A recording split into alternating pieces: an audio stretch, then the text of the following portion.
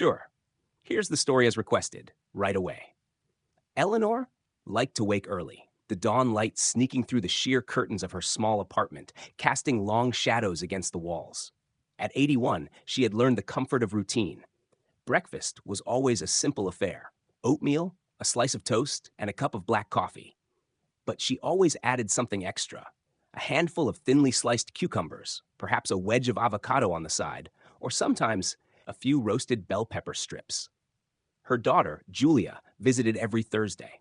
Julia was a dietitian and had made it her mission to look after her mother's health. Last Thursday, over lukewarm tea and biscuits, Julia had launched into a list of danger foods for seniors. Eleanor listened politely but was not ready to change. "Mom, you need to stop eating bell peppers," Julia had said. "And those cucumbers! Do you know how much potassium they have? Your heart can't handle that much potassium at your age, especially with your medication." Eleanor had scoffed. "Nonsense," she said, biting into a crisp cucumber slice. "I've eaten these all my life." But Julia had pressed on. "I know you think it's harmless, but there are 5 vegetables that are causing silent damage to seniors' hearts. They're rich in potassium, sodium, or can interfere with your medications: bell peppers, cucumbers, tomatoes, eggplants, and celery. Each of these, in large quantities, or even just daily consumption, can slowly add strain to your cardiovascular system. Your heart isn't as resilient as it used to be." Eleanor thought back to that conversation as she sat by the window this morning. She watched as the sun painted golden streaks across the sky. Maybe there was something to what Julia was saying. She'd felt a little more tired lately. Her heartbeat occasionally fluttered, a disconcerting little tap against her ribs. She decided to go for a walk to clear her mind. She passed by the familiar corner grocer, where Mr. Patel greeted her warmly. The stand was filled with vegetables: bright red tomatoes, stacks of shiny cucumbers, baskets of purple eggplants. She hesitated before reaching for a few cucumbers, but remembered Julia's warning. Instead, she chose a bunch of kale. As she continued down the street, she thought about the other vegetables Julia had mentioned. Bell peppers, vibrant and sweet, had always been a favorite. She loved to roast them until they were smoky and tender. But Julia had explained how their high potassium content could be harmful, especially for seniors with weakened kidneys or those on certain heart medications. Tomatoes were another surprise. Eleanor had always thought of them as heart healthy, but Julia had pointed out that they're high in potassium and acidity, which could interfere with blood pressure medications and stress the heart. Eggplants were no better, with their potassium load and potential to disrupt mineral balance. And celery, so crisp and refreshing, was loaded with natural sodium, which could subtly raise blood pressure over time. Eleanor felt a pang of guilt.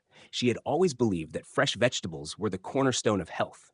But now she realized that certain choices might be doing more harm than good. She returned home, placing the kale in the fridge and pouring herself a glass of water. That afternoon, she called Julia. "I've been thinking about what you said," she admitted. "I didn't want to believe you, but I think you're right. I've been feeling a little off, and maybe those vegetables are partly to blame." Julia's voice was warm and reassuring. "I'm so glad you're listening, Mom. It's not about cutting out vegetables altogether, just choosing the right ones. Leafy greens like kale, spinach, and Swiss chard are wonderful. Steer clear of the high potassium and high sodium veggies, and you'll feel better." Eleanor nodded, feeling a sense of relief. She spent the rest of the afternoon reading about senior-friendly diets, learning that moderation and balance were key. She discovered that while these 5 vegetables weren't inherently bad, their effects could accumulate subtly, especially in aging bodies with changing metabolisms and sensitivities. That evening, she prepared dinner. Instead of her usual cucumber and tomato salad, she made a kale and apple slaw with a light vinaigrette. It was crisp, refreshing, and surprisingly satisfying.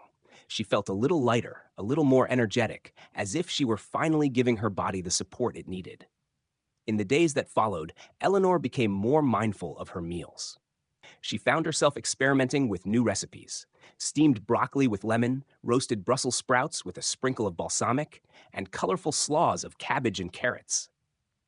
Julia was delighted by her mother's newfound enthusiasm. A month later, during her routine checkup, Eleanor's doctor noticed the improvement. Your blood pressure's more stable and your heartbeat's regular, he said, tapping her chart. Whatever you're doing, keep it up. Eleanor smiled, thinking of the kale and apples waiting for her at home. She realized that change didn't have to mean giving up everything she loved. It meant understanding her body's needs, listening to her daughter's gentle advice, and making thoughtful choices. As she left the clinic, the sun shone brighter and the breeze felt cooler. For the first time in years, Eleanor felt in control of her health. And it all started with a simple decision: to put down those cucumbers and pick up something greener.